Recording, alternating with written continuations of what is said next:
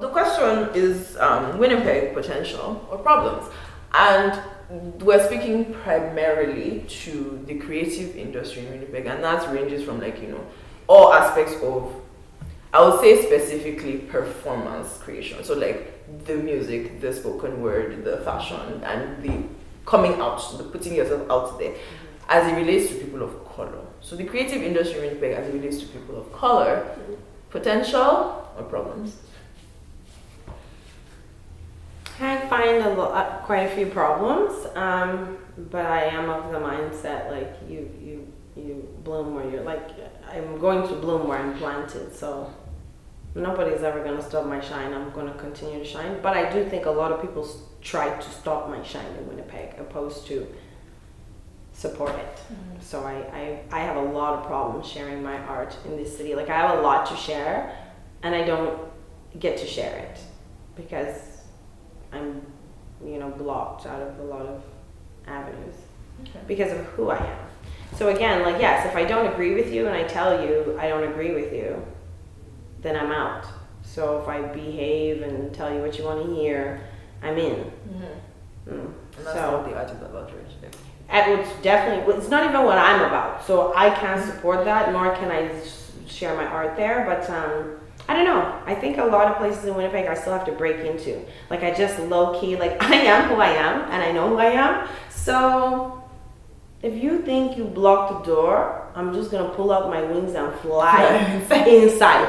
And then you will just see me inside. And you're like, I can see in their face, they're like, how did she get here? How did she get on that stage? I'm like, hi, I'm Queen Tite, and I'm about to do some poetry. But I know I'm fighting. That's not when my art is genuine and pure, So I'm still, it doesn't feel good at the end of the performance. But I do it because I'm a rebel, and I'm like a rebel inside. So if you tell me I can't come, I'm gonna be there. Just to prove you that you can't box people out. But technically I wanna be somewhere where my art is welcomed. So most times I'm kicking doors, I'm flying over walls to get in, but I'm not, the door is never opened. Come Queen Tite, come in. I think there's a lot of problems in Winnipeg. Like I said before, there's not a lot of opportunities for the urban community. Say if you're a artist, a singer specifically, there's a lot more outlets for hip hop, but R&B isn't supported that much here. I went to a festival in Toronto a few years back. It was called Honey Jam. And then when I went there, I was just like, wow. I felt like this was my tribe. There's so many people doing the same thing. There's so many people that really appreciate R&B. And everyone kind of just worked. I've kept in contact with all the people, and everyone works together. Years later, they're still in contact. They're still each other's, community. And here, you have to create that yourself. If you want something here, you have to be the curator and hope other people kind of come into your bubble and support it or work with you or want to be a part of it in some capacity. And another thing for Winnipeg that could be better is just instead of I find there's so many talented people, and whether that's visual artists, whether that's spoken word, auditory arts, I guess. I find that there's so many people working in separate corners, doing their thing, and pretty much we're all trying to do the same thing. Whereas if we were collectively working together, like they do in other cities where they've been successful, we would be so much farther. But that's not really a thing here. I don't know. So do you think that there's that angle of, if everybody's thinking, well, this doesn't exist for me, I need to create my own space, is that kind of what we're running into now? Just too many different spaces and not everybody feeling like they can enter anywhere per se? Well, I think it's, if there's no space to enter, then you can't work with anybody. So there's that, but once you've seen someone, kind of create something, and you're also interested in that avenue, it makes sense to join forces rather than compete. And I feel like there's a lot of competition, you know, for even for you, you know, you're doing your sharing circles, your events that you do. I don't remember what they're called. What was the one that you did called? Oh, that one's called Lux. It was like a workshop. Yeah, that was super dope, you know. So say I'm a poet, if I go create the same thing, you know what I mean? It doesn't make any sense. It makes sense to join, you know, whatever you're doing or collaborate. You know, I'm thinking to do this. I see you're doing your thing. You know, I'm also involved in that. Let's, you know, maybe do something. But. Yeah, I feel that sometimes the pushback in Winnipeg is like, let's say Olivia's created lads. No, of course I'm not using you like you're pushing back, but let's say, you know, somebody's created something and then you want to collaborate, so you have your own ideas. They're kind of like, this is my baby and this is how I'm doing it. So you can jump on my thing. You're like, but you know, I'm coming with my own gifts and my own talents to add. True. I'm not trying to change your baby, but I'm trying to add to your baby. You know, so I don't know if that's always received sometimes. But when I'm trying to collaborate, people are like, sure, I'm doing this, so how do you want to help me? It's like, oh, I kind of had some ideas and I thought we could evolve this to a whole nother level. Like, I still want to do what you're doing because love it, but like, I have some thoughts, and those type of things are usually I get more pushback in those kind of ways. Or let's say Winnipeg's just so small that it's like I could work with you, but you could bring in now 3 girls in the room, and I'm like, oh, you just brought in whoever from whatever, and we aren't cool. You know what I mean? So the chances of us 4 collaborating might not happen because we oddly personal relationships really affect, you know, success in Winnipeg. I feel like I'll like get along with 2 people. I don't even know the other 2 people, but 6 degrees of separation of Winnipeg. Somebody dealt with somebody's cousin, somebody's brother, somebody, and then now it's awkward, and then the collaboration goes off tangent. At least in my experience, that's what I found. Where I'm like, damn it, Winnipeg. I find that the people of color community in Winnipeg is connected, not for good things, but like we are connected. Like there's a lot of good things. Yeah, a lot of good things. But I mean, like we are more connected in the ways that we don't expect. Like what Tite said. Like I'm serious. Like there are more people that know each other that don't know that they should know each other than people that know each other. That's like you are a poet. You know what I mean? Like I don't know other poets in Winnipeg except like really a lot of the Caucasian people. I don't really know a lot of black people that do poetry, but I might know that you are so and so's boyfriend. That's like, so that's what I mean. Like we are connected, but there is that angle of yes, I want to do my thing and I want my thing to be. But then again, I don't know. Like where do you find that balance though? Because it is your baby, and their ideas are their ideas, and you know, like so where do we now find that balance of how many people are going to create new things before we say, okay, this is something that stands. And like Titi said, when you go to somewhere like Toronto, they have help because they have at least 2 or 3 solid agencies that you can kind of report back to. And even though everybody else is doing it, you can kind of know that, okay, these 3 agencies, you can trust them to be your voice of what is happening for black events in Winnipeg or that kind of thing. So like, is that what we need? Do we need to centralize and then from there grow out? Yeah, basically I want, you know, in the QPOC group, so I help collaborate that Drop the Mic Night. So it's specifically for people of color to access the microphone and then personal things happen and then you express yourself. So on an art level, we're good, but on a personal level, we're not. So therefore, now when I email or I want to share art on that stage, I'm not welcome to do that. You know what I mean? So I didn't think something I created, I would now be boxed out of, right? But it is what it is. So not boxed out of, I can go and share, but I'm not welcomed in that space. So it made me think like maybe what I collaborated on wasn't 100% my baby. Like I put my input, but really what I just want is what I did in Toronto. Every 3 months I had a poetry night. It was called a cipher because I feel like a cipher is something you have to enter. You have to enter the cipher, and we're there together.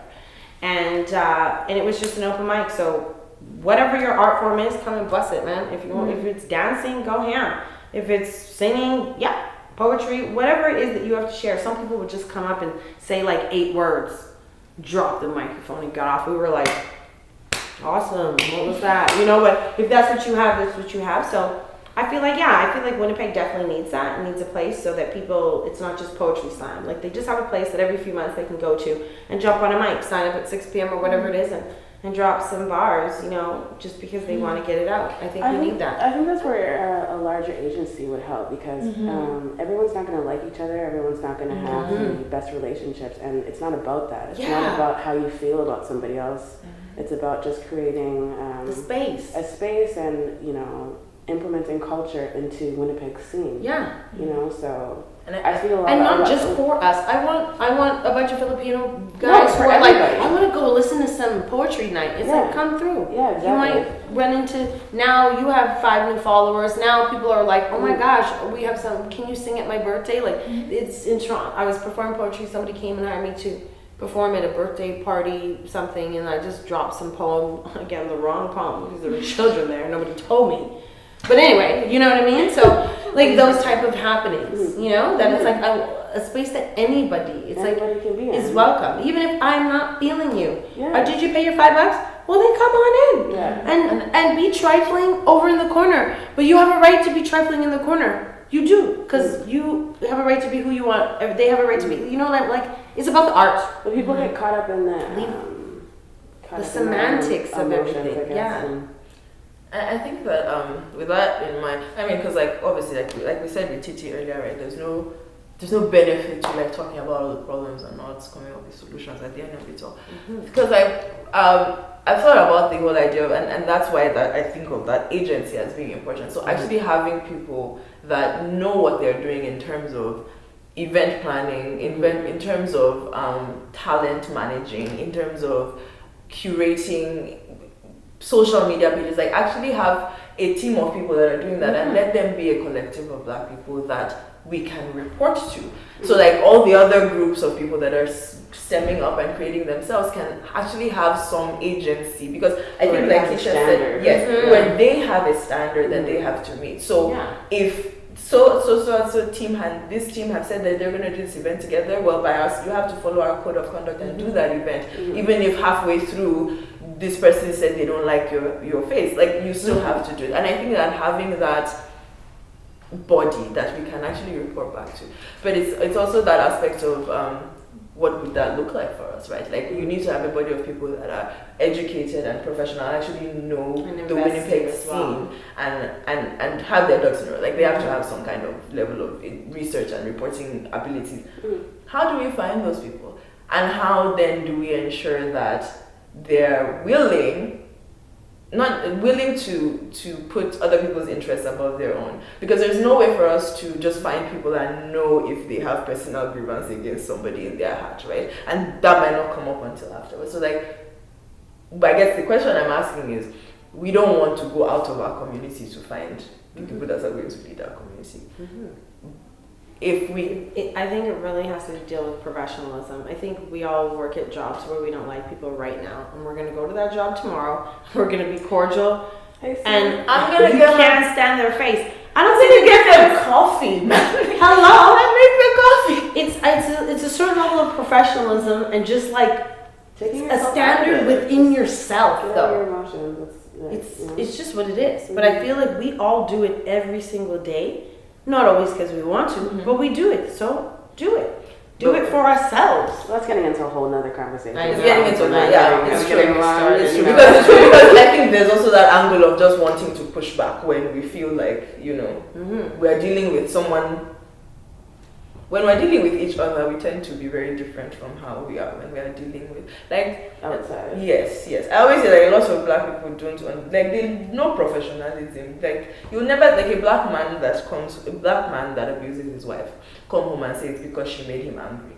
But your boss makes you angry and calls you an idiot Monday through Friday, and you don't ever slap him. You don't ever slap her. So it's not the anger. It's where you feel like you can. Yeah. So I find that in our circles we are more willing to dirty those relationships. Yeah. We don't mind. And that's sad. It is sad, but I find that that's the community. I think we always feel like I think those are will be around. those of us who are very comfortable with anti-blackness, and we make excuses and call it whatever we call it. But I think most people who are comfortable with that are, I apologize, but they're house niggers. There's field niggers and house niggers. There just is. I'm sorry, but when you are in the house and you're like, but the mask is nice to me. If the mask is mean to me, and me and you are the same, then the mask is mean to all of us. So stop your foolishness. That is my only issue. That's the only time I get like, like this imbalance. Is like you believe the like anti-blackness is real, and when you're awake to it, you're awake, and those who are asleep are asleep. And that's it. You will bring anti-blackness in my life if you're not aware of the anti-blackness in your own life. And that's the only time I ever feel anti-blackness is when it's like, oh, you're in the house. I'm in the field. Me and Jay-Z. Yeah. I think when it comes to like agency, sorry, going back to that, it's like creating what you want to see. If there's a space that's not there, that's not filled. Manifest. You know? So it's like people, like-minded people, you know, that want to see something, you know, we should be the ones that go out and create these things. Because or else it's not going to happen. We're sitting here. That's what I find in Winnipeg too. We sit, I'm guilty of this, you know, complaining about I'm not seeing something happening. I'm not, why isn't there this? Why isn't there this? But what have I done to try and fill that space if it's not there? Why am I waiting for somebody else? You know what I mean? Or waiting for the invitation. It's like, just do it. Just do it, yeah. But then that's also, fight so many things. Yeah. Like, there's the self-doubt, there's can I, there's... Well, and not everybody wants to. Some people just want to show up at 7, do their poetry, sing their song, and bounce, you know, but they don't actually want to create the event. So then, yeah, it's kind of like,